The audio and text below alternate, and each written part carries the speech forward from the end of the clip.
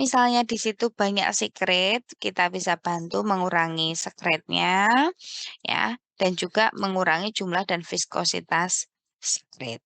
Ya, jelas ya, bisa nanti gambarannya, oh bisa kita nebulizer, bisa dicairkan, bisa dikurangi dahaknya, dan sebagainya. Nah, cuma itu, jangan diberikan latihan yang macam-macam dulu.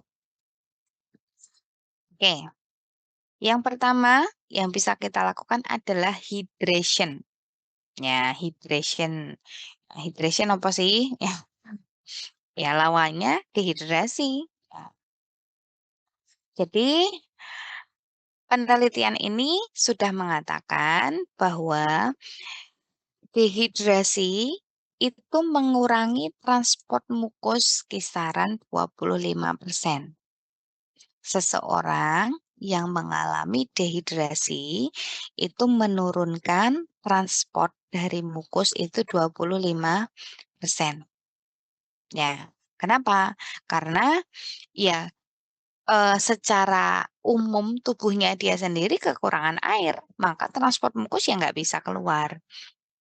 Maka jika pasien terhidrasi dengan baik, maka sekresi itu sudah lebih mudah untuk mengeluarkan mukusnya. Maka ini disarankan, it is better to advise the patient to drink warm water before chest physiotherapy. Jadi sebelum chest physiotherapy, bisa kita sarankan pasien untuk minum air hangat. Ya, menurut penelitiannya 8 sama 16, boleh nanti bisa dilihat di daftar pustaka di bawah. Ya, jadi sebelum chest physiotherapy bisa kita sarankan minum air hangat. Nah, itu harapannya nanti bisa menghidrasi ya sehingga mukusnya itu bisa mudah untuk lebih dikeluarkan. Jadi dari segi tubuhnya pasien itu ya dehidrasi. Nanti baru dari segi bisa ditambahi dengan humidifikasi atau bisa ditambahi dengan nebulizer ya. Oke, hydration dulu. Nah, yang kedua dari segi langsung ke saluran nafasnya. Ya, bisa kita berikan nebulization. Nah, eee, nebulization-nya itu ada 2 tipe, it is of 2 types, ya.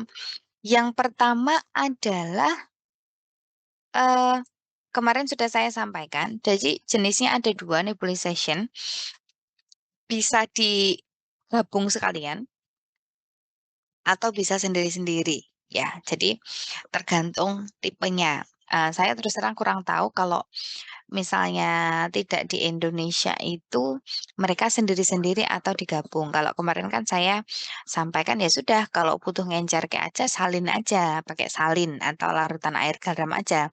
Tapi kalau butuh bronkodilator dan obatnya ya sudah bisa kita tambahi langsung. Ya, jadi intinya gitu. Nah, ini 2 tipe, yang pertama adalah aerosol dari salin. Ya, jadi salin tujuannya adalah untuk mengencerkan dahaknya. Ya, sebelum postural drainase. Sama ya. Jadi sebelum postural drainase bisa kita berikan larutan air garam, dinebulkan, tujuannya adalah untuk ngencerke dahak biar mudah untuk ngalir. Ya. Kemudian yang kedua, nebulization-nya yang ditambahi obatnya. Nah, obat sifatnya bisa 2, mukolitik. Mukolitik berarti mecah yang ngencerke dahak juga. Yang kedua adalah bronkodilator. Kalau memang pasiennya pada saat serangan itu sesak nafas banget, bronkusnya saluran nafasnya nyempit, selain salin, selain untuk ngencerke dahak, bisa diberikan obat yang memang tujuannya adalah membuka saluran nafas. Nah, jadi untuk nebulisasi bisa salin larutan air garam aja atau bisa untuk nambahi obat ya.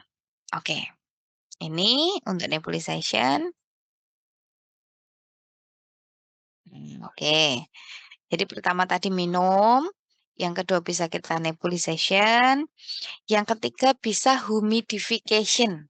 Nah, humidification bisa kalau menurut saya bisa sambil di-nebul tadi. Ya, di-nebul tadi bisa. Tapi ada pengertian lain dari humidifikasi. Humidifikasi. Ya, humidifikasi itu untuk melembabkan. Nah, melembabkannya bisa lewat masker atau lewat selang. Nah, ini bisa nanti pakai model oksigen seperti itu ya. Jadi dilembabkan udaranya, saluran nafasnya posisinya adalah dihangatkan, warming and moistening, dilembabkan. Jadi nggak kering gitu ya di saluran nafas. Nah, ini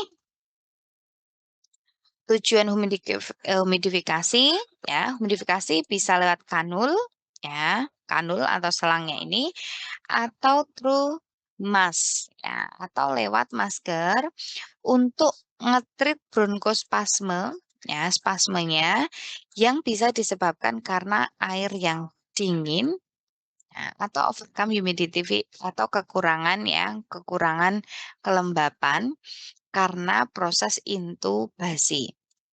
Nah, jadi tujuan humidifikasi adalah menghangatkan dan melembabkan.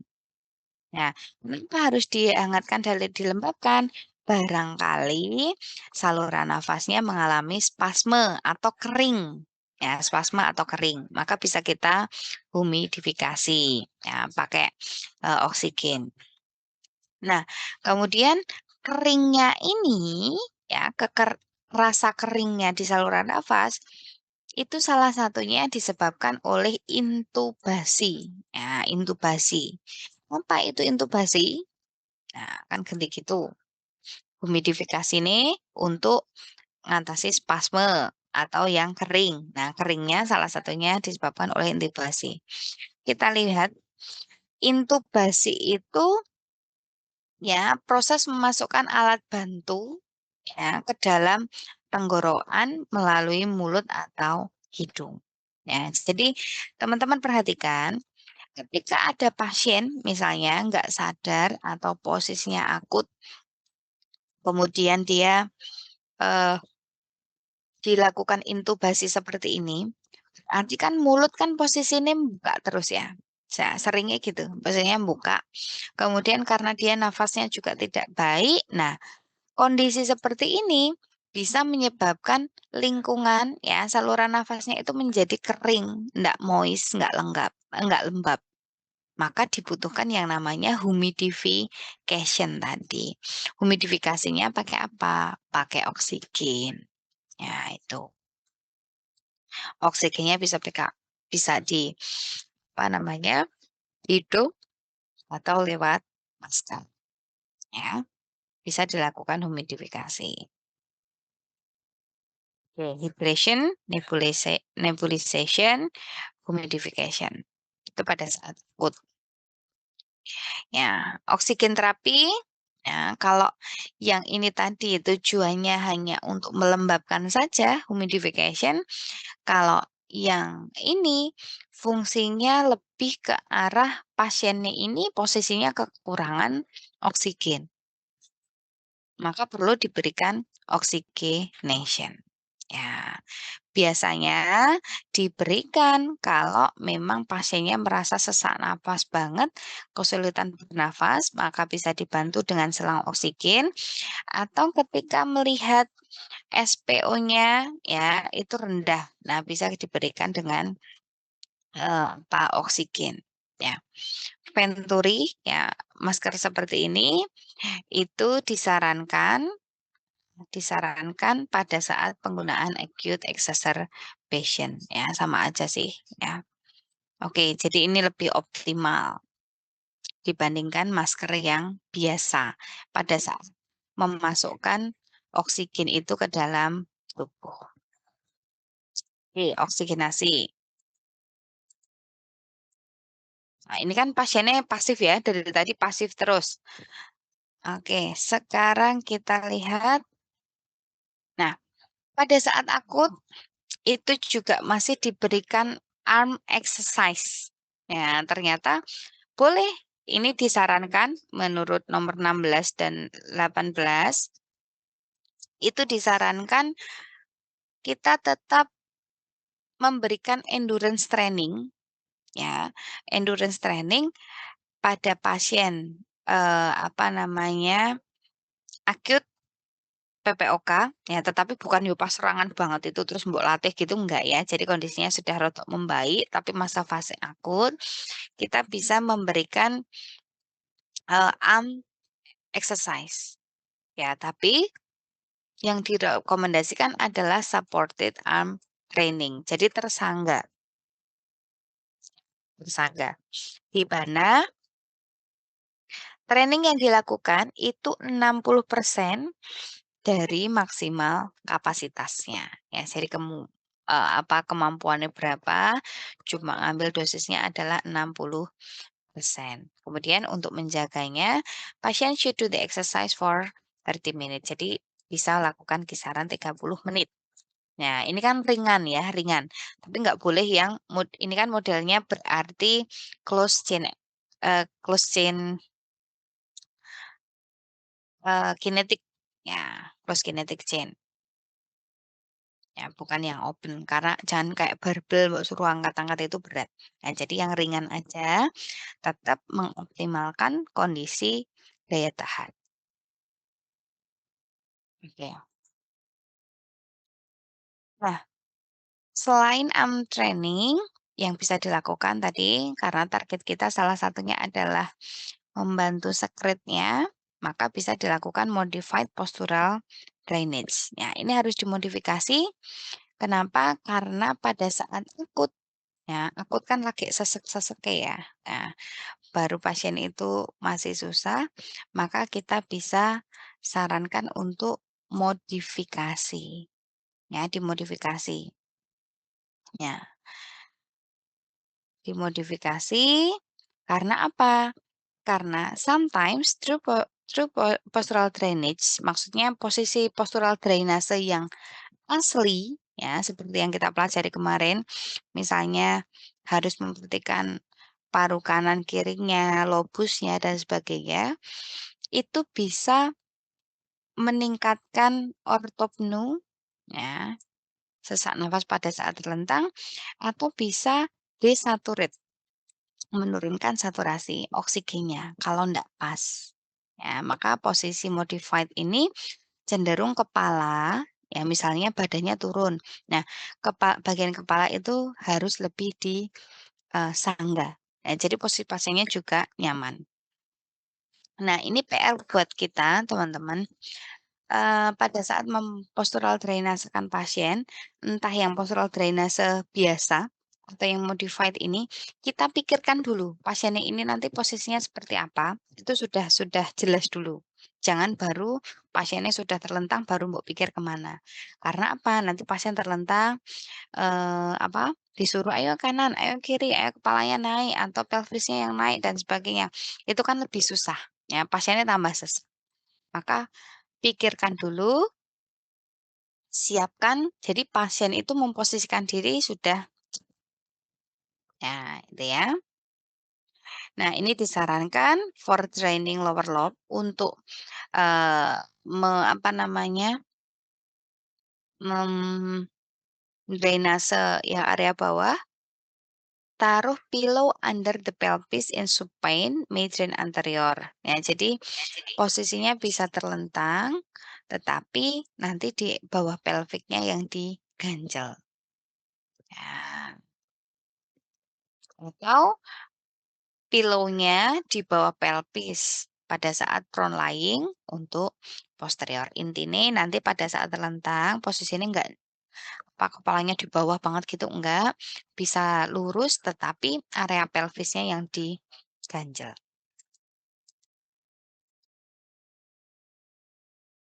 Oke, ya. Nih, jadi hati-hati pada saat postural drainase karena bisa meningkatkan ortopnu dan desaturate. Kemudian nanti teman-teman kalau ketemu pasien hipertensi, jangan sampai di, postural drainase kan kepalanya di bawah, ya jangan sampai seperti itu. Nanti cek kondisi umum pasien. Jangan lupa setelah diposisikan, ditanyakan apakah pasien ada pusing atau tidak. Kalau enggak, aman-aman aja, ya. Oke, terus pada saat akut bisa kita ajari huffing, ya kenapa huffing tenaganya enggak terlalu besar, diajari huffing. Nah, huffing lebih disarankan daripada coughing. Kenapa? Karena coughing itu dapat memperberat bronkospasm. Nah, jadi batuk itu bisa memperberat bronkospasm. Ya, sehingga yang disarankan pada saat fase akut adalah si huffing. Huffing nanti diselingi dengan breathing control.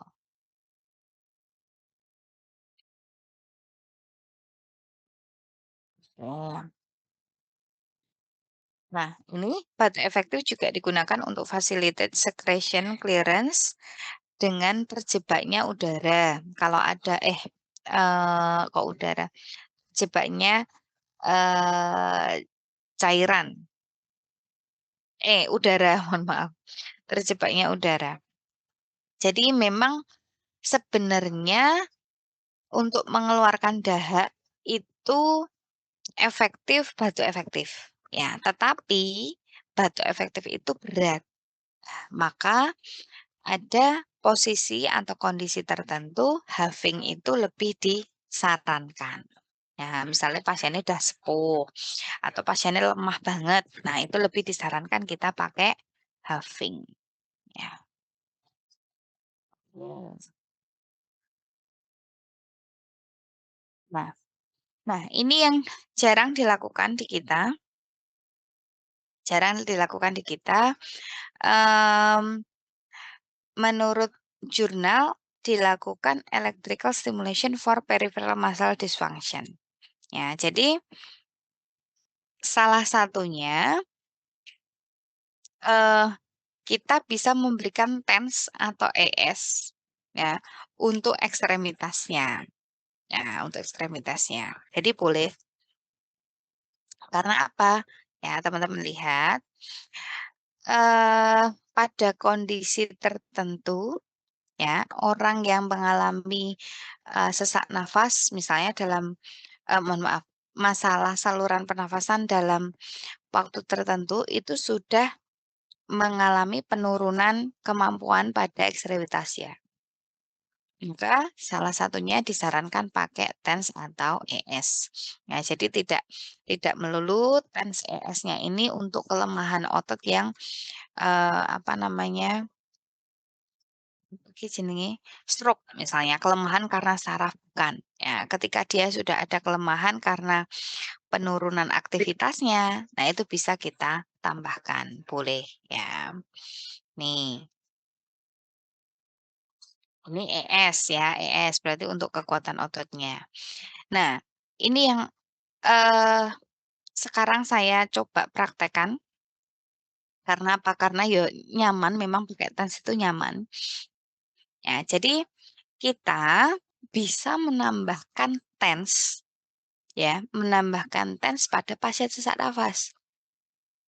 Jadi TENS-nya bukan karena untuk nyeri ya, bukan untuk nyeri yang istilahnya nyeri banget ya, kayak nyeri lutut, nyeri pinggang dan sebagainya, enggak. Nah, bisa kita berikan TENS pada otot yang mengalami spasme.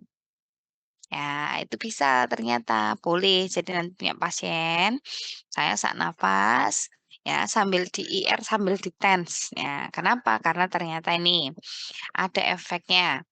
Studies have shown that the effect of single tension of bilateral application. Nah, tapi waktunya ini ya, yang saya ndak ikuti, 45 menit itu kesuwen banget.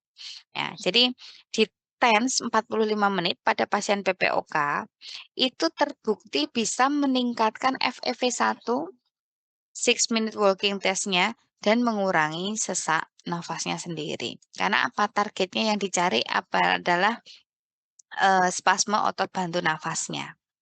Nah, jadi dirilekskan sehingga nanti, kalau ototnya juga rileks, pasiennya juga nyaman, itu ternyata bisa mempengaruhi ke arah sesak nafasnya.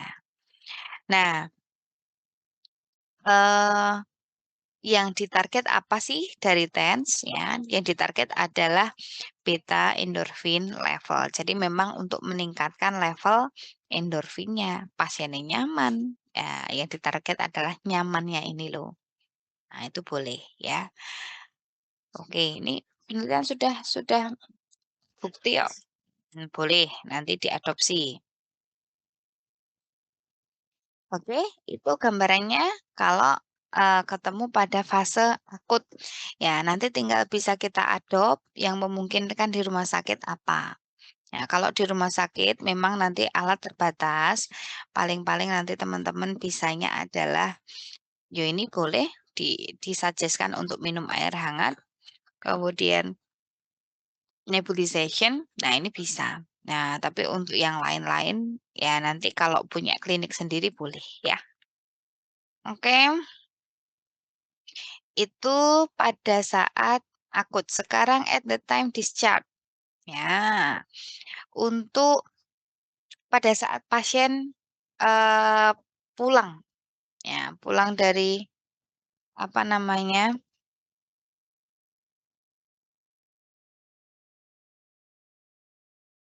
pada saat pasien siap pulang.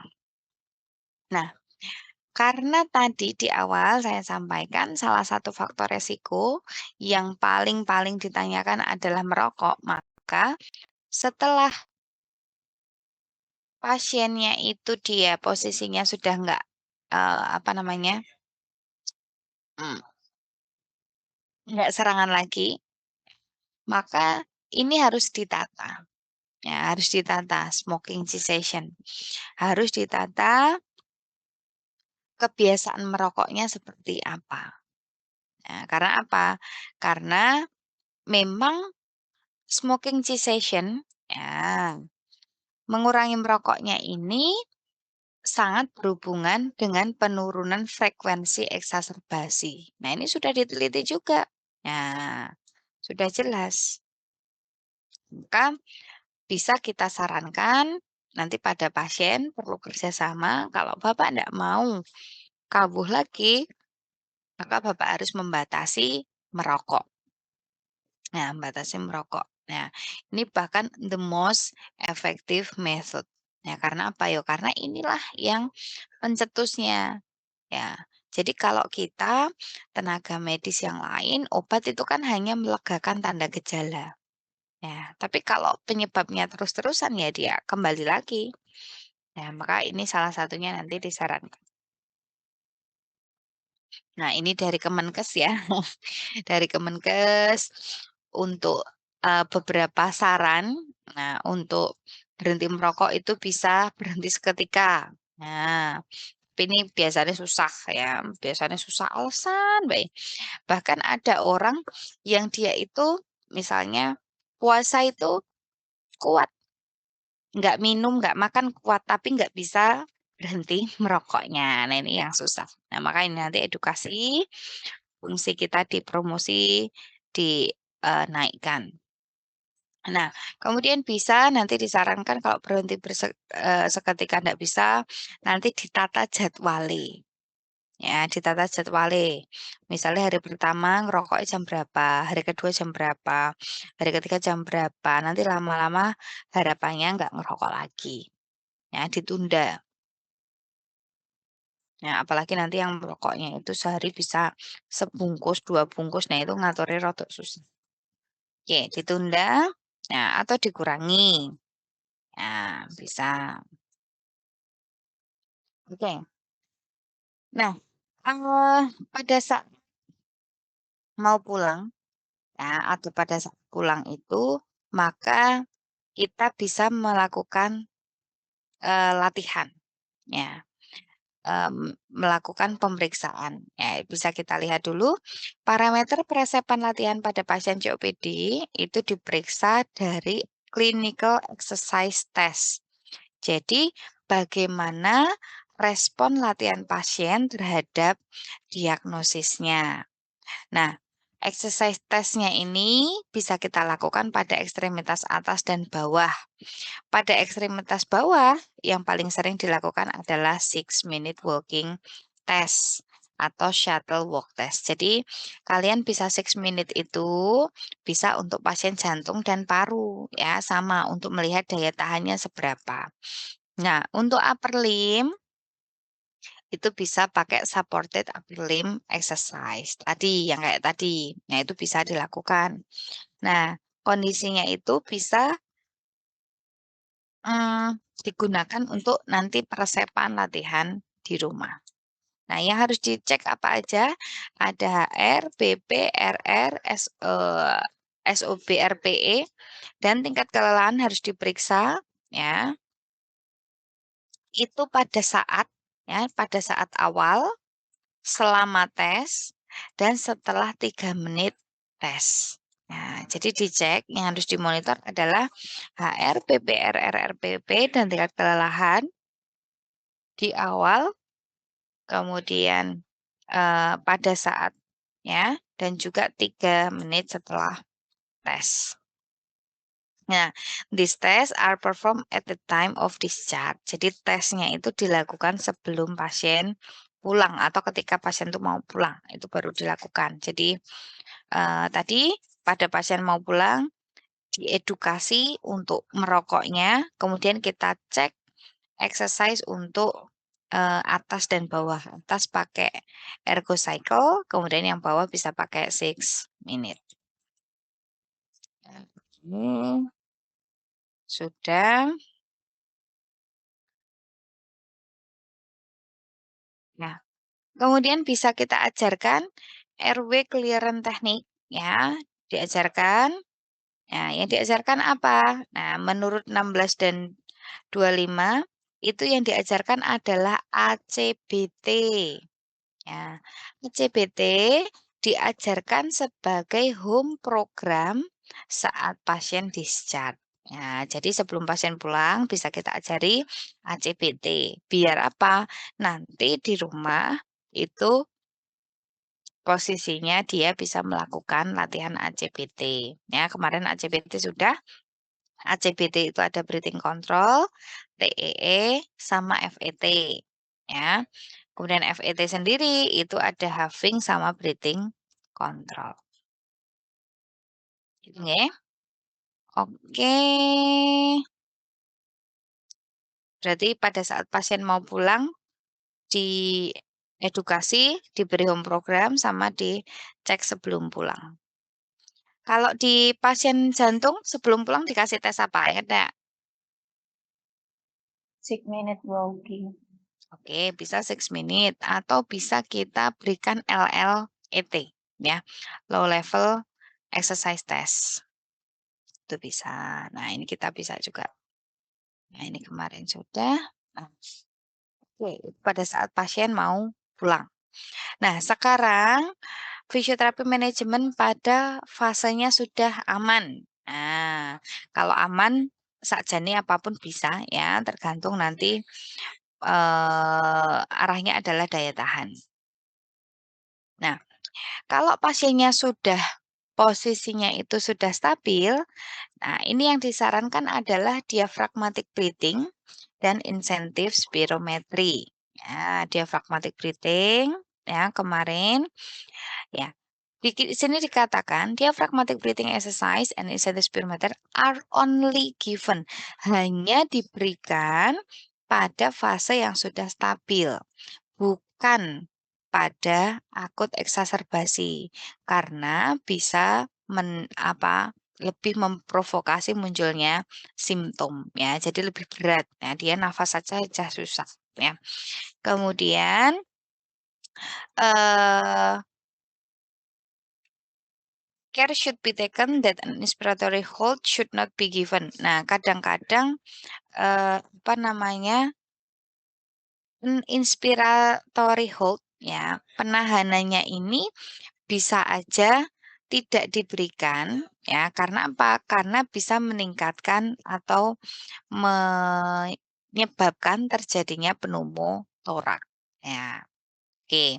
Jadi ini bisa diberikan nanti pada fase stabil. Nah, diberikan diaphragmatic breathing. Berarti kalau diaphragmatic breathing kemarin ya, tarik nafas, oke, fokusnya adalah yang di bawah, ya. Nah ini, udara ada yang ke belakang ya, ada ke depan juga.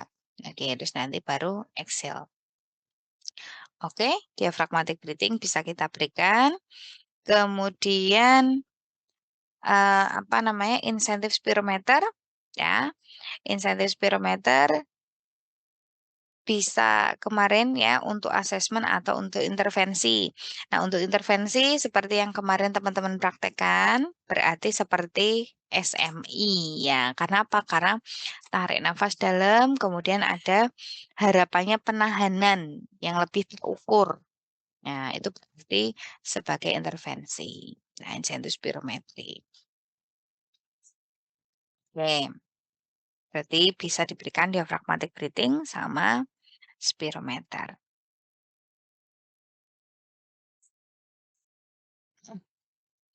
Nah, ini volume paru ya, nanti bisa dicek ya berapanya, ini sudah. Nah, atau pada saat sudah fase stabil, itu bisa diberikan, breathing exercise yang lain. Ya, breathing exercise yang lain maksudnya apa? Ya bisa selain diaphragmatic breathing itu kan meningkatkan volume paru, ngatur untuk diafragmanya, menurunkan beban kerja otot bantu nafas. Nah, itu bisa. Nah, kenapa? Karena PPOK tadi pasien yang sesak nafas mesti spasmenya banyak. Nah, maka yang disarankan adalah diaphragmatic breathing ini tadi ya. Kemudian kalau yang lain mungkin kita bisa, eee, push sleep juga bisa ya, push sleep dengan target yang untuk membuka saluran nafas. Nah, ingat ya, push sleep ya. Sleep itu kan bisa untuk membuka saluran nafas, ya, meningkatkan saluran nafas, maka bronkitis kronis bisa. Nah, tapi hati-hati, jangan sampai pasien yang kamu berikan sleep ini, posisinya adalah yang volume parunya menurun. Sebentar, saya ditelepon Rodi. Oh, mhm, nggih nggih, mhm. Aku yo ora ngerti. Oh, anu, samir nanti biasane bareng karo undangan. Heeh, tapi belum ada kabare. Heeh, belum. Oh, dikabari wae nanti, apa, kalau sudah ada diinfokan di grup wae, dari direktorat belum ada. Nggih, oke. Nggih, Mbakna, thank you.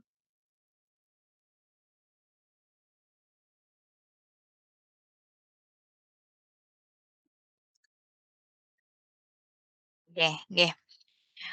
Mohon maaf, tak lanjutkan. Jadi sleep bisa kita gunakan kalau memang ada penurunan, penyempitan saluran nafas, maka sleep ini bisa cocok. Tetapi lihat lagi volume paru pasien bagaimana. Karena apa? Karena salah satu manfaat sleep kemarin adalah meningkatkan durasi ekspirasi. Maka kalau tadi kita cek volume parunya kurang, maka jangan diberikan sleep breathing. Ya, terus lah efek pembuka saluran nafasnya gimana, Bu? Ya sudah kita bisa berikan intervensi yang lain. Ya, tapi kalau misalnya di sini kan fasenya sudah fase stabil. Nah, maka biasanya saluran nafasnya juga bukan yang spasmo banget, udah enggak. Ya, oke. Bisa kita berikan diaphragmatic breathing, kemudian kita ajari breathing control ya, breathing control. Eh, di sini dikatakan breathing control is synonym dari diaphragmatic breathing. The only different ya perbedaannya antara diaphragmatic breathing dan breathing control itu adalah dari segi volumenya. Nah, jadi breathing control kalau menurut artikel ini itu sama dengan diaphragmatic breathing, jadi nafas perut, akan tetapi yang berbeda adalah di volumenya. Kalau diaphragmatic breathing, itu dia adalah nafas dalam, ya, napas dalam. Kalau yang breathing control, dia pakai nafas perut, sama, tetapi dia hanya volume tidal. Nah, oke. Jadi ini breathing control yang di stable pace, itu bisa kita ajarkan breathing control yang versi perut. Karena kan dia udah posisinya nggak sesak banget, ya. Boleh silakan breathing control, pakainya nafas perut, cuma di volume tidal. Tetapi ingat-ingat, kalau di fase akut, misalnya kita berikan breathing control ini nggak perlu yang harus nafas perut. Ya, diingat-ingat kenapa? Karena pasien nafas aja udah susah, ya sudah biarkan dia bernafas semampunya dulu, sing penting posisinya dia bisa tenang dulu. Ya, mau nafas dada atau perut boleh. Oke, ya bisa diaphragmatic breathing, bisa breathing control. Nah, ini pulse sleep breathing tadi, ya. Pulse sleep breathing tadi, eee, posisi yang saya sampaikan adalah bisa membuka saluran nafas. Nah, PLB keeps airway open by creating back pressure in airways. Jadi posisi mulutnya yang mencucu itu bisa, eee, apa, ada tekanan membalik ke belakang, ya itu. Nah, tapi harus dengan kondisi dia volumenya tidak banyak. Nah, PLB ini dia bisa menurunkan RR, meningkatkan volume tidal, dan improve exercise toleran menurut penelitiannya 16 dan 25. Jadi bisa kita ajarkan pulse sleep breathing.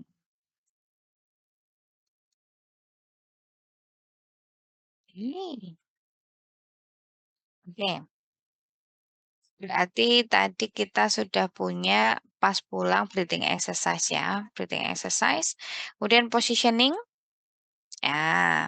During stable pace, pada saat pasiennya ini istirahat, kita ajarkan, ini edukasi berarti, di edukasi posisi pasiennya, the pelvic should be posteriorly tilt, ya, pelviknya di posterior tilt, to facilitate diaphragmatic muscle, ya, untuk membantu otot diafragma.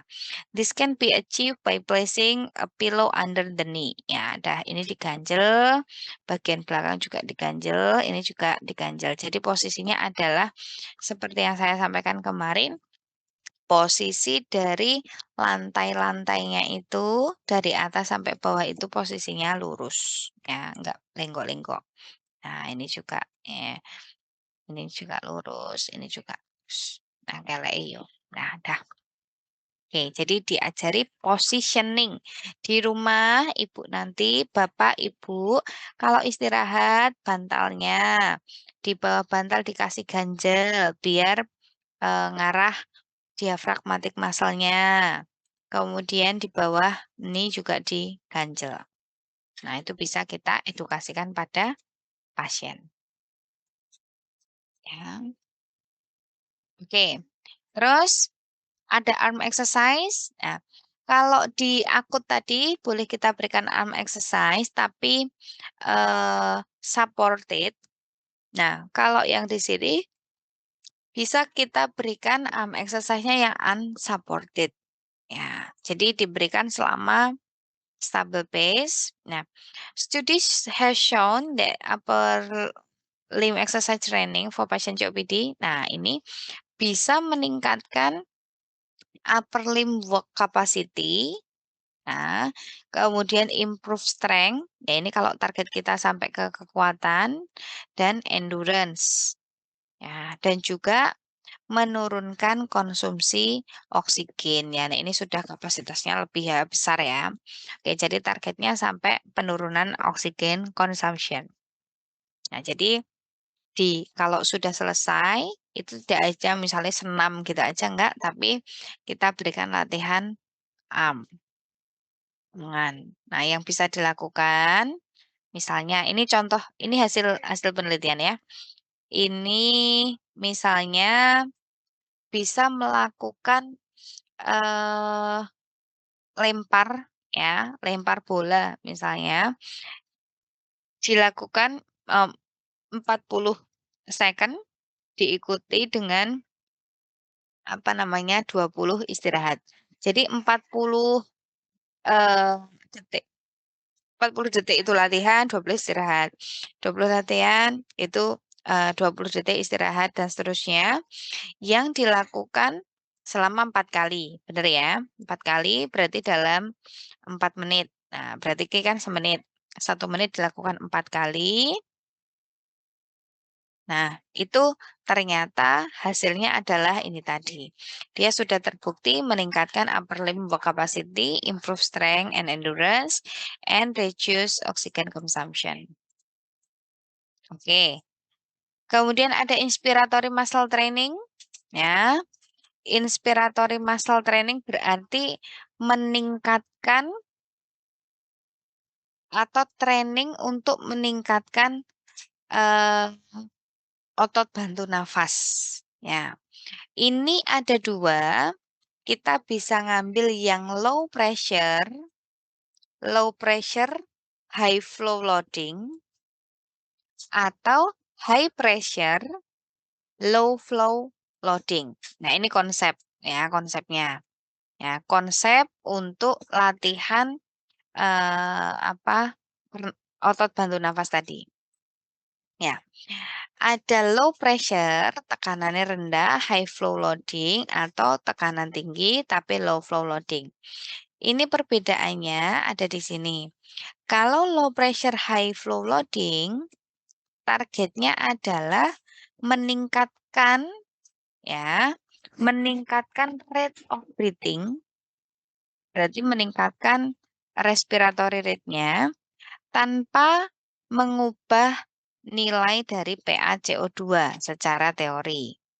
Nah, ini posisinya adalah pasien itu diminta untuk breathe in the highest rate.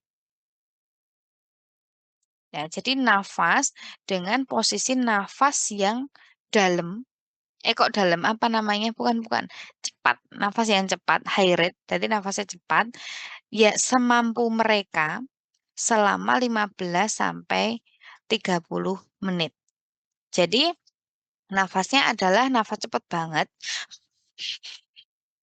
yang bisa dikontrol, ya, pasien itu mampunya seberapa, tapi jangan sampai malah pingsan, ya, selama 15 sampai 30 menit. Jadi memang dengan sengaja meningkatkan rate of breathing, ya, frekuensi nafasnya memang sengaja dinaikkan.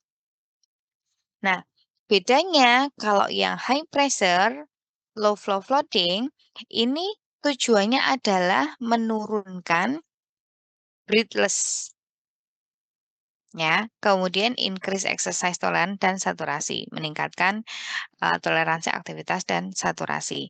Nah, modelnya kalau ini adalah resistive training atau inspiratory threshold training. Jadi malah tarik nafas yang ditahan.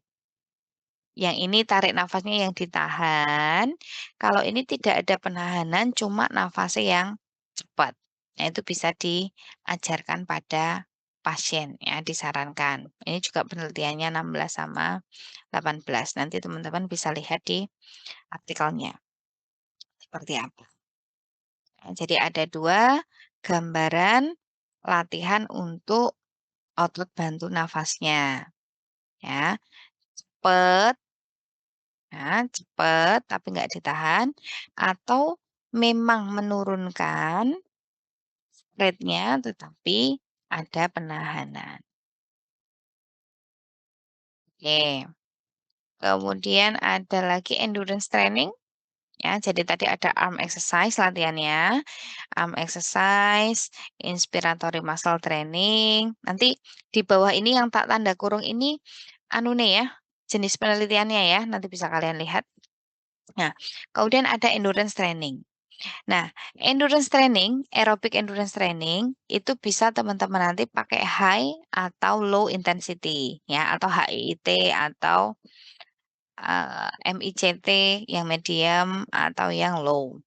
Nah, kalau yang low itu meningkatkan exercise endurance ya, endurance pada saat latihan, tetapi tidak dapat meningkatkan kebugaran. Nah, saya juga match-nya ketemu di mana ini bingung ini ya. Low intensity training meningkatkan exercise endurance, daya tahan pada saat latihan. Oh, tetapi tidak meningkatkan aerobic fitness. Ya. Tetapi kalau untuk yang high intensity intensity training itu meningkatkan aerobic fitness ya, seperti VO2 max, oxidative enzyme capacity, menurunkan HR, meningkatkan exercise endurance. Jadi bedanya kalau untuk menurut artikel ini ya, kalau yang low, yang HIIT itu bisa meningkatkan aerobic fitness. Aerobic fitness itu meliputi VO2 max ya, sampai ke menurunkan HR.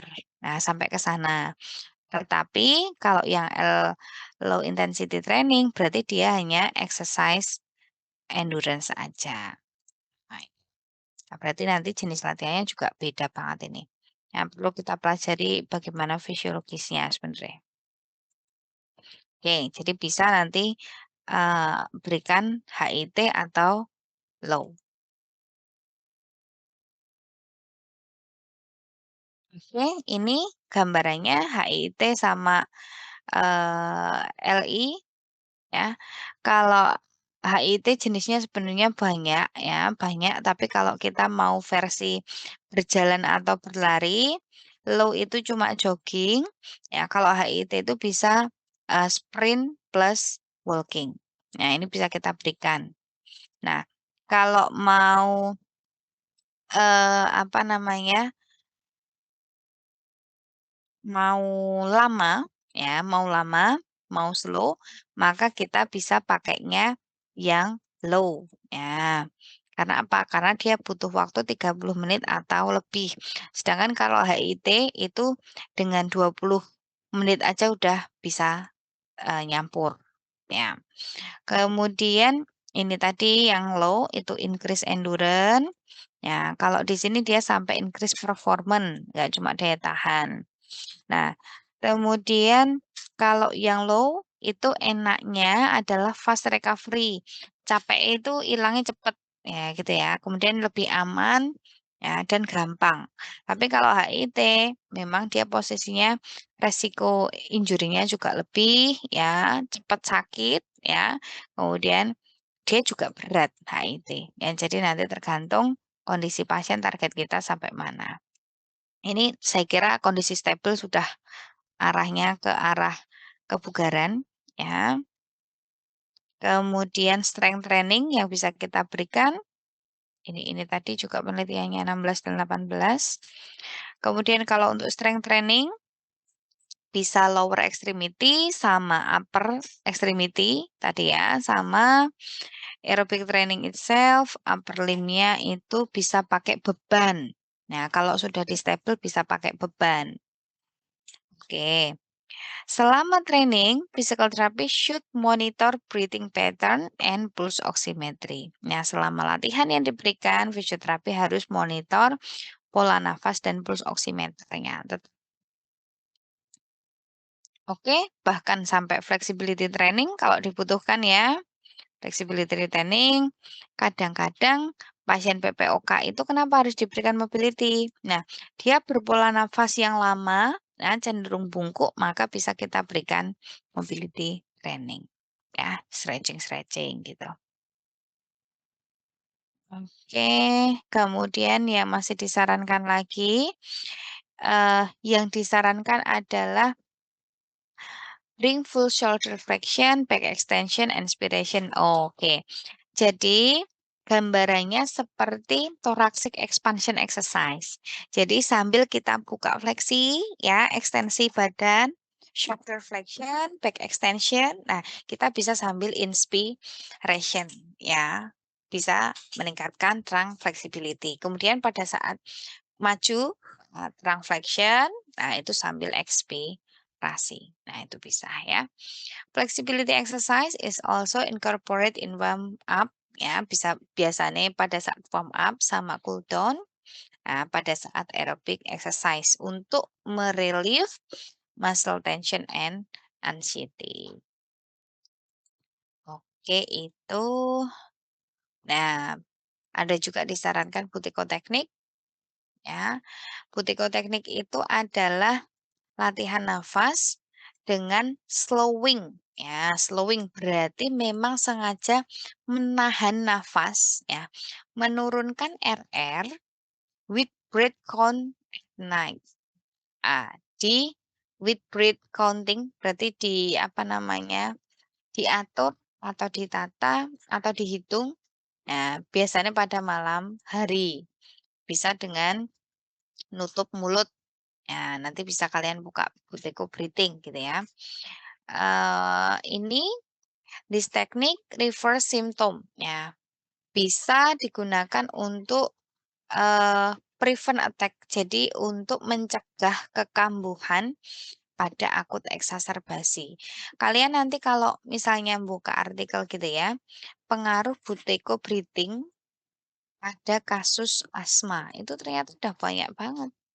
Asma, atau pada kasus PPOK itu udah banyak banget yang menyarankan. Nah, ternyata ini dengan ngatur atau slowing, menurunkan posisi RR itu bisa mencegah kekambuhan. Nah, penelitian saya sama Bu Herdianti tahun kemarin itu buteyko breathing teknik terhadap daya tahan.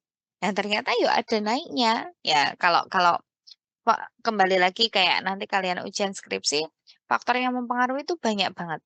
Ya, jadi tahun kemarin saya sama Bu Erdi punya penelitian Buteyko Breathing Technique, yang satu kelompok kontrol tok, yang satu kelompok diberikan Buteyko Breathing Technique. Penelitian terdahulunya itu latihan sama Buteyko Breathing. Nah, ini masih rancu menurut saya karena apa? Yang satu kelompok latihan Buteyko Breathing, yang satu kelompok latihan. Nah, tahun kemarin saya full Buteyko Breathing aja. Ternyata daya tahan adik-adik yang teman-teman sekarang ding semester 6 tapi yang D3 itu dia juga ada kenaikan ternyata. Katanya Mas Sob jenenge Brinda itu. Ya, cuma diberikan latihan Buteyko Breathing tanpa diberikan latihan apapun ya seminggu, tapi seminggu 5 kali dosisnya. Nah, ini contohnya gambaran dari Buteyko Breathing. Nah, nanti kalian bisa nyari-nyari ya. Oke, jadi tarik nafas ya, dikeluarkan sedikit, kemudian tarik nafas, hembus. Habis itu tahan ya, ditutup mulutnya, tahan, kayak napas. Ya, kemudian baru nafas lagi. Nah, dengan dosis yang tepat ternyata ini bisa meningkatkan kebugaran. Kenapa? Kita mainnya adalah di karbon dioksida. Ya, ketika tahan nafas, karbon dioksida yang begini, begini, begini, begini, nah, akhirnya apa? Akhirnya saturasi oksigen di tubuh itu meningkat ya dengan menahan napas. Oke, kemudian bisa postural correction exercise. Ini kalau sudah lebih, kemudian ya ini posisi pasien ya, karena dia sudah bungkuk. Kemudian ada chest mobility exercise ya, sama kayak stretching-stretching tadi aja juga ya. Nah, bisa kita lakukan pada saat pasiennya sudah stabil. Kemudian ada energy conservation and work simplification technique. Nah, ini eh lebih ke arah apa namanya? Edukasi. Ya, lebih ke arah edukasi. Jadi energi conservation ya, end work simplification itu untuk completing ya, istilahnya apa ya, melengkapi ya, melengkapi treatment kita pada, pasiennya. Nah, targetnya adalah to reduce the unnecessary oxygen expenditure in body. Alhamdulillah. Jadi untuk menurunkan oksigen sing ndak pas gitu ya. Nah ini terus terang saya nggak tahu, apa namanya, treatment yang pas tuh kayak apa, tapi intinya ada pendekatan ya, pendekatan yang bisa kita lakukan adalah meningkatkan kesadaran ya, bagaimana meningkatkan kesadaran bagaimana beraktivitas. Kemudian bagaimana memodifikasi aktivitasnya, ya menggunakan assistive device. Jadi misalnya, saya gini, misalnya pada pasien PPOK kan udah berat ya, kalau misalnya ada aktivitas yang bisa dibantu dengan alat, ya sudah kita pakai alat itu, gitu ya. Kemudian energi yang saya pakai bisa saya gunakan untuk yang lain. Ya, jadi intinya untuk menyimpan energi itu kayak apa sih, lebih ke arah promosi sih. Kemudian kompensasi through alternative method or increase dependent kayak, si on other. Jadi harapannya dengan iki apa ya, sik gampangnya itu ini cuma edukasi pada pasien, biar pasien itu bisa ngatur kemampuannya dia. Jadi nggak cepet capek, tapi mandiri gitu ya. Jadi misalnya ada aktivitas yang bisa diberikan atau diserahkan pada orang lain, yang kita itu bisa untuk melakukan hal yang lain lagi. Nah, itu lebih ke arah situ. Kemudian meningkatkan awareness. Misalnya kemarin saya jalan 100 meter tuh udah capek banget. Oh ya sudah berarti nanti jangan sampai saya jalan 100 meter itu sampai nggak kuat, ya sudah berarti di sebelumnya. Nah, kayak gitu sih untuk menyadari kemampuan diri. Kemudian exhale with effort ini upaya disarankan untuk pasien dengan gangguan atau sesak napas parah ya.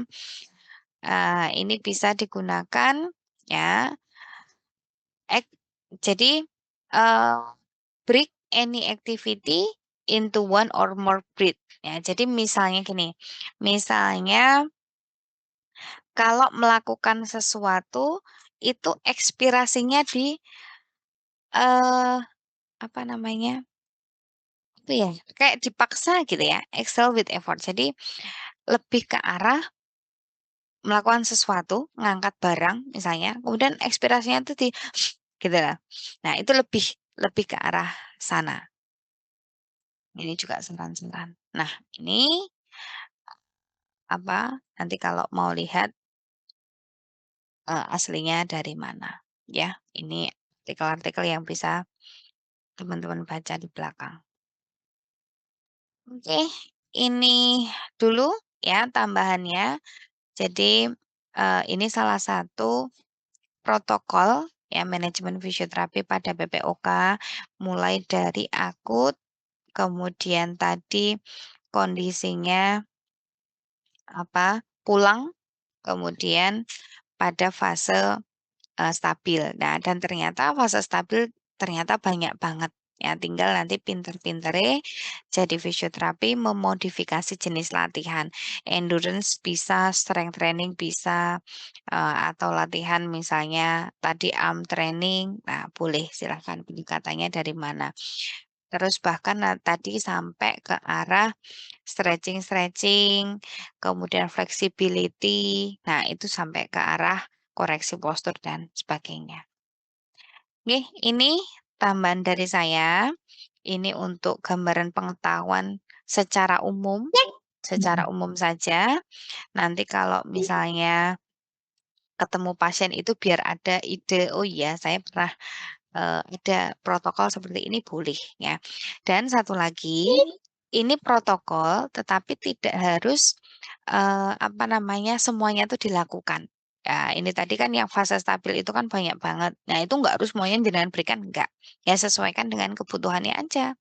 Ya misalnya pasien nggak butuh strength training, ya nggak usah pasiennya udah tua misalnya, nggak perlu strength training nggak usah. Ya misalnya kita berikan endurance training. Endurance training-nya juga nggak perlu lari, nggak perlu yang, apa namanya, jogging misalnya dia udah nggak mampu, ya sudah ajarnya pakai jalan, ya seperti itu. Nah cuma ini tadi, yang masuk dalam protokol pastinya sudah diteliti dan ternyata itu baik ketika kita berikan selama rehabilitasi.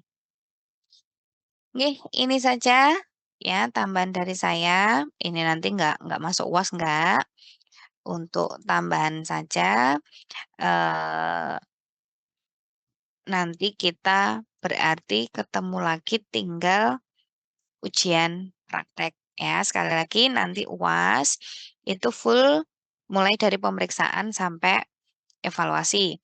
Untuk yang heeh, mulai dari depan sampai belakang, kemudian untuk ujian praktek saya akan buat satu mahasiswa mendapatkan 2 pemeriksaan dan 2 intervensi. Nanti tinggal ambil aja. Ya mungkin itu ya, tapi teknis untuk, ujian praktek bisa nanti saya komunikasikan lagi sama Mas Rizky sama Mas Zuhri. Nggih, gitu ya. Terima kasih, selamat minggu tenang ya, dioptimalkan ya, dioptimalkan jangan sampai nilainya ini kan semester ke-6 ya. Nanti setelah ini kalian sudah riweuh sama skripsi pastinya ya. Jadi ini dioptimalkan, jaga kesehatan, ini banyak yang panas-panas lagi, ada beberapa yang izin panas dan sebagainya. Yang penting ujian nanti bisa, lancar, gitu nggih. Oke, terima kasih. Sampai ketemu lagi, sehat-sehat semuanya. Selamat pagi menjelang siang. Assalamualaikum warahmatullahi wabarakatuh. Waalaikumsalam Waalaikumsalam warahmatullahi warahmatullahi wabarakatuh. wabarakatuh. Terima kasih, Bu. Terima Terima kasih, kasih, Bu. Bu. Oke, ini materi sudah saya upload juga di Soleta ya. Oke.